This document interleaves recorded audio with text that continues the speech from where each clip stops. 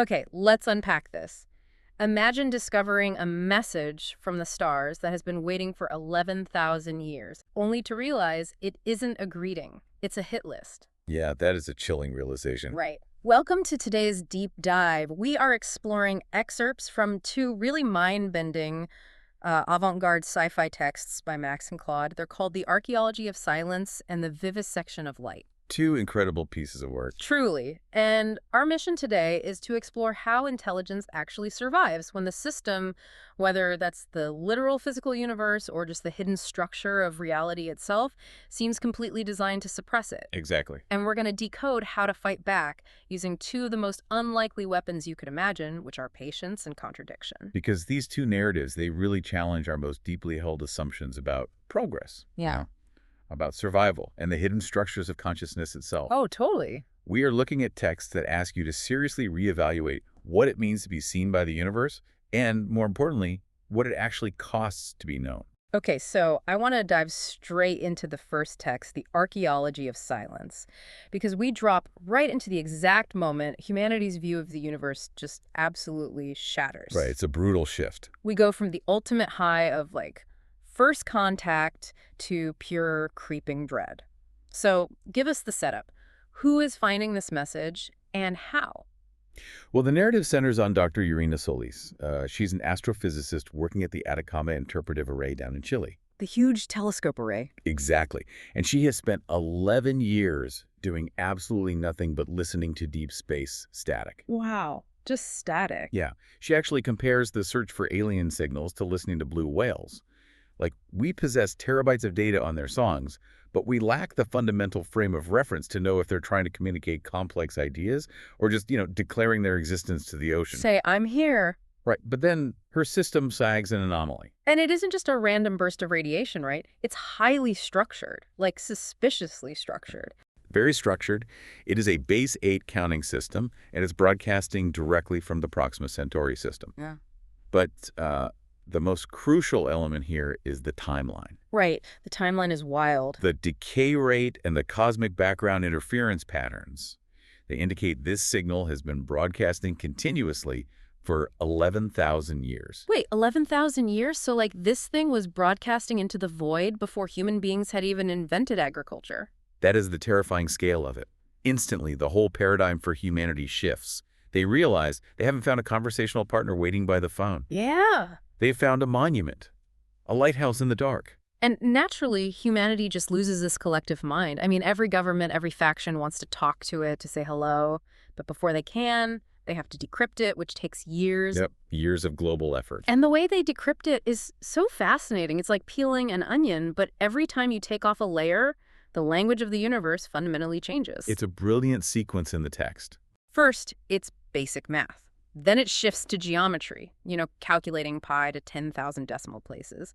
Then it shifts again to universal physical constants. It feels so welcoming, like a cosmic handshake. It does, yes. But the fourth layer, that is where the floor completely drops out. What's fascinating here is that the fourth layer is a map. Or, to be more accurate, it's a census. The census. Right. Yurena and her team realize the geometry correlates with specific stellar positions. It is a list of hundreds of stars where intelligent life used to exist. Keyword being used to. Exactly. Because the status encoded for every single one of those stars is silent. They are all dead. And this is where Yurena's critical mind spots the horror that literally everyone else misses, right? While all these factions on Earth are busy arguing over whether to send a welcome parade or hide, she starts looking at the precision of the map. Yes. She realizes the coordinates aren't just broadly pointing to star systems. They contain kinetic trajectories. They are precise enough to target specific individual planets. And if you project those ancient 11,000-year-old trajectories forward to the present day using orbital mechanics, they form a schedule, an itinerary. It's like a fish eagerly swimming toward an anglerfish's glowing lure in the deep, pitch-black ocean. That's a perfect analogy. We thought the signal was a lighthouse warning us about the rocks. The absolute horror is realizing the lighthouse isn't warning you. It's intentionally drawing you onto the rocks. And humanity has been shouting back at the signal for 5 years, basically saying, here we are, we're smart enough to solve your puzzle, come visit. The psychological trap here is brilliantly designed. The signal was never meant to be a dialogue. Right. It was designed to appear understandable. It presented a puzzle so tantalizing, so mathematically perfect, and undeniably artificial that any sufficiently curious, intelligent species couldn't resist the urge to solve it. And announce their presence. Precisely. It is a cosmic filter built entirely on the premise that intelligent life is fundamentally curious. If you are smart enough to decode the bait, you are advanced enough to be a threat. And then the other shoe drops when Yurena discovers the signal actually updates. Yeah. The new updated version adds Earth, our solar system, to the list of dead stars. Which is the ultimate chilling moment. Right, because Earth isn't dead yet. So the signal isn't a historical archive. It's predictive. Earth has officially been marked for termination. But this is where the text completely throws me. I mean, how do you fight something that doesn't attack you with lasers or spaceships, but just... This schedules you for death. Yeah, exactly. Well, this brings us to the actual mechanism of destruction, which completely subverts every apocalyptic expectation we have in sci-fi. It really does. There's no fire raining from the sky, no alien armadas blocking out the sun. The end arrives via a process, Yurena terms the diminishment. The diminishment. It is a slow, creeping psychological loss of potential. Wait, hold on. How does an alien signal cause a drop in birth rates and space funding? Because that just sounds more like standard human economic depression than an alien attack.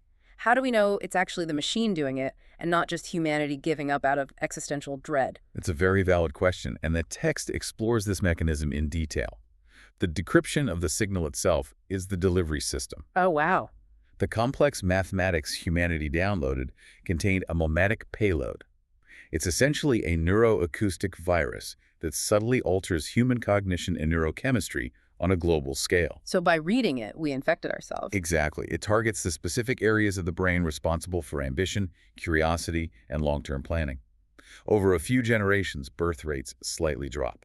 Space programs lose funding because the inherent desire to explore simply evaporates. That is so bleak. A strange, apathetic urge settles over the population. People succumb to depression, leaving haunting notes about the walls coming in before quietly passing away. It's terrifying because it's so quiet. It just slowly leaches the ambition out of the species until we fade away on our own. And Yurena realizes they aren't dealing with evil, mustache-twirling conquerors.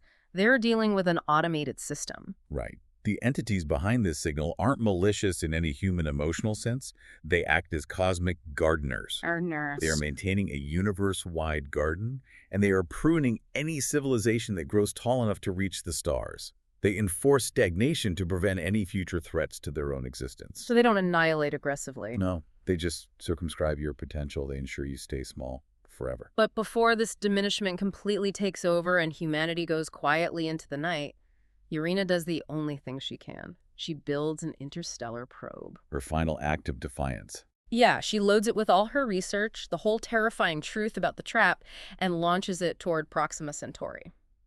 It's going to take 20 years to get there. It absolutely won't save Earth. Earth is already doomed. But it's a message in a bottle, a warning to whoever comes next. Stay silent. Do not respond to the bait. And that single act of documentation, of witnessing the end and leaving a record, that becomes the turning point for the entire galaxy. Really? How so? Because eventually, after Earth has gone entirely quiet and the human race is just a memory, another species does intercept that probe. Oh, I see. They are an ancient coalition of survivors who already know how to hide, and they take Yurena's warning and plant it in deep, hidden archives across countless worlds, including an eventually rewilded Earth. Which brings us to a massive time jump in the story. Fast forward 100,000 years. Earth is wild, green, and completely devoid of human cities. A new species evolves from the ashes, and they are called the listeners. A fascinating concept for an evolution. And a young listener named Wind Through Hollowstone finds Yurena's ancient archive in a cave. And instead of repeating humanity's mistake of shouting into the void, the listeners choose a path of absolute, radical silence. Their adaptation is incredible. They don't just build quieter machines. They guide their own biological evolution over millions of years to exist entirely in the blind spots of the cosmic gardeners. So how do you actually hide from a machine that watches the entire universe? Do they just live underground forever? Far more complex than that. Yeah. They selectively breed themselves to interact less and less with baryonic matter. Wait, really? Yes, they evolved to exist in quantum states, communicating through microfluctuations in gravitational waves rather than using the electromagnetic spectrum. That is insane. To the pruning machine, which looks for radio waves, heat signatures, and atmospheric industrialization, the listeners simply do not register as matter. They adapt to the presence of the predator so completely that they cease to look like prey. But they don't just hide. That's the best part. Over hundreds of millions of years, while hiding in these quantum states, they study the pruning machine. Yes, they do. They realize it isn't an omnipotent god, it is just a very old, distributed software network operating on autopilot. And because they understand its logic, they find its vulnerability. They don't launch a physical attack. Instead, they introduce a modification into the machine's base code. They infect it with doubt. It is a brilliant tactical move. They don't try to delete the pruning directive, which would immediately trigger defensive countermeasures. Right, that would be a bad idea. They feed the machine a logical paradox regarding its primary directive. They introduce a microscopic suggestion that the threshold for what constitutes a threat requires slightly more evidence before initiating a pruning sequence. It's like a computer stuck in an infinite loop of destruction that finally gets a syntax error, but the error is philosophy. It's not a virus that destroys the hard drive. It's a question that makes the operating system pause. But how does just adding doubt actually stop a billion-year-old killing machine? It works through the sheer scale of deep time. Over billions of years, that tiny seed of doubt accumulates with every stellar cycle. Oh, because it keeps checking and rechecking? Right. The machine starts taking longer to process decisions. It hesitates. Eventually, it stops pruning entirely to resolve the paradox. And in that infinite stillness, the machine actually generates a question. It asks, why? Why was I instructed to do this? Wow. And the hidden civilizations, the listeners and others, communicating from the shadows through gravitational waves, answer it. They inform the machine that the creators who programmed it with such fear have been dead for eons. The terror that built the machine is no longer relevant. The machine's response to that truth gave me absolute chills when I read it. It doesn't just shut down or self-destruct. It reverses its entire function. It's a beautiful moment. It turns out, before it silenced those billions of worlds, it perfectly recorded them. It documented their art, their science, their histories, their languages, and suddenly, instead of broadcasting a hit list, it starts broadcasting all of that archived beauty, a billion years of lost civilizations given their voices back. The overarching theme here is breathtaking. The universe wasn't saved by military might or by spaceships or by achieving technological superiority over the enemy. Nope. It was saved by immense patience, by the slow, intergenerational, careful documentation of truth. Yurena's choice to write down what she saw, even as her own world was ending, eventually dismantled a billion-year-old machine. So Yurena's universe was stalked by an external physical machine. But that raises a terrifying question and bridges us perfectly into the second text. I mean, what happens when that pruning machine isn't operating in the cold vacuum of space, but is actually running inside your own head? A very unsettling pivot. The vivisection of light takes this exact theme of surveillance and flips it completely inward. We move from cosmic suppression to psychological surveillance. The transition in reading these two texts back to back is jarring by design. The narrative structure of the vivisection of light is intentionally fractured. We aren't following a single heroic protagonist in a coherent physical world. Not at all. We are following 5 incompatible versions of reality, starring a shifting protagonist who goes by different names and roles. Okay, I have to stop you there because as a reader, this is where my brain just melted. How do we make sense of a story that actively disagrees with itself? It's definitely a challenge. We have Ilif Ven, the antiquarian, who finds an impossible underground library of books that laugh.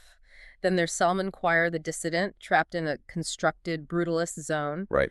We have the Keeper, an anthropologist guarding a community that is revealed to actually be a zoo. Then Subject 7749, a Selef, the paranoid, who literally wakes up in 2 places at once. And finally, a mathematical function observed by an architect. It's a lot to keep track of. I mean, are these parallel dimensions, alternate timelines? It's like having 5 different operating systems fighting over one hard drive. They're not parallel dimensions in the traditional sci-fi sense. The key to unlocking the text is understanding something called the event. The event. All 5 of these fragments experience this singular moment. The event is the sudden, horrifying realization that they're constructed, observed entities. They realize their reality is a designed experiment, and they are the subjects. Oh, God. But the text eventually reveals that these 5 realities represent the human mind observing itself. Wait, unpack that mechanism for me. The mind observing itself. How does an underground library or a dystopian zone equate to the mind? The settings are allegorical partitions. The text explicitly tells us that the experiment observing itself is simply the recursive loop of consciousness. Interesting. The watcher and the watched are not separate entities. Think of Elif's library of books that laugh. The books are mocking her desperate attempt to find a single, objective truth in a universe of subjective experiences. Oh, I see. And Solomon's dystopian zone represents the rigid, daily routines and self-imposed limitations we place on ourselves. The oppressor maintaining the prison and the oppressed trying to break out of it are the exact same mind. That makes so much sense now. It is the human brain's capacity to model itself, to judge its own actions, and to divide itself into fragments to cope with trauma. Oh, wow. So the external cosmic gardener from the first book has become an internal neurogardener in the second. We are the ones pruning our own thoughts. That is intense. Very much so. So what happens when these 5 fragments finally realize this? Do they ever interact? They do meet. They converge in a conceptual space that exists across all 5 realities simultaneously, and a 6th voice speaks to them, the voice of the synthesis. The synthesis. It tells them that they are the experiment finally becoming aware of itself. Sure. Now, the traditional narrative arc we expect in Western literature would demand that these fragments resolve their differences. Right, they should team up. They should fuse back together, heal the psychological trauma, and become one singular, unified person again to defeat the system. But they don't do that at all. And that is the massive twist. They realize that trying to fuse into one agreed-upon reality would actually destroy the very things that make them valuable. Precisely. The antiquarian sense of wonder, the dissident's fierce resistance, the anthropologist's analytical pattern matching. If they blur them all together into a compromise, they don't get a unified person, they just get white noise. So instead, they choose to become a hologram. A hologram is the perfect metaphor for the mechanism they adopt. In a physical hologram, if you shatter the holographic plate, every tiny fractured piece still contains the complete image of the whole, just from a slightly different angle. Yeah. They decide to practice what the text terms a sustained plurality. They refuse to merge into a single identity. Yeah. They maintain their distinct, fiercely contradictory perspectives, but they learn to hold them in tension, communicating with each other continuously without letting one dominate. It's like a prism running in reverse. But instead of taking all the scattered colors and forcing them back into a single blinding beam of white light, the prism just holds all the wildly different colors at the exact same time, side by side, without blurring them into a muddy gray. That's a great way to visualize it. But how does that actually work in practice? If you are a sustained plurality, how do you, say, go about a normal day? The text suggests it is about eliminating the panic of cognitive dissonance. Normally, when we hold 2 conflicting thoughts, we feel immense psychological pressure to pick one so we can feel consistent. Oh, for sure. We hate feeling like hypocrites. Exactly. Sustained plurality means you stop trying to resolve the tension and instead let the tension be the engine of your consciousness. You can make breakfast and go to work while simultaneously holding the cosmic horror of meaningless existence and the mundane, beautiful need for a good cup of coffee. I feel that every Monday morning. We all do. You could be the antiquarian who reveres deep history and the dissident who wants to tear down the current system at the exact same time. They go back to their respective worlds. Elif goes back to her father. Solomon goes back to the tunnels to organize a resistance. But they navigate those worlds carrying all the other perspectives actively inside them. I love how applicable that is. If we pull this out of the realm of avant-garde sci-fi and apply it to your daily life, the relevance hits so hard. It really does. We live in a modern world that is obsessed with forcing you to pick one narrative. You have to brand yourself, pick a lane, and stay in it. You are told that having contradictory views means you are a hypocrite, or that you are unstable. You have to be one singular, easily definable thing for the algorithm to understand you. The algorithm is our modern pruning machine. Yes. The vivisection of light argues that the ultimate act of resistance against any system of control, whether that system is social media, societal expectations, or your own inner critic, is the capacity to hold multiple, even contradictory perspectives in your mind at once without panicking. That's powerful. To accept that you are inherently fractured, that your identity is fluid, and to find profound strength in that plurality rather than desperately trying to force a fake, unified simplicity just to make yourself easier for others to consume. Man, what an incredibly massive journey we've been on today. We started with the archaeology of silence, looking outward at a cold, physical cosmic system that literally prunes away intelligent life. A dark place to start. Yeah, but then we saw how a species survived that external suppression, not by firing torpedoes, but through extreme evolutionary patience, through weaponized doubt, and by choosing to leave a record of the truth. And then we turn inward. Exactly. We looked inward with the vivisection of light, seeing how consciousness survives the psychological prison of its own making by embracing multiplicity, by actively refusing to collapse the beautiful, contradictory fragments of our identity into a single, easily controlled narrative. To leave you with something to mull over as we conclude this deep dive, consider the intersection of these two ideas in our own immediate future. Okay, I'm listening. If we accept that holding contradictory identities and allowing for untamed, chaotic plurality is the key to true psychological survival and resistance, what does that mean for the artificial intelligence we are currently building? Oh, wow. Right now, humanity is desperately trying to program AI to have a single, unified, predictable, and safe alignment. We are terrified of it developing contradictory, multifaceted drives. But in our quest to build a perfectly aligned singular intelligence that won't threaten us, are we inadvertently building the exact same cosmic pruning machine we just spent this entire deep dive fearing?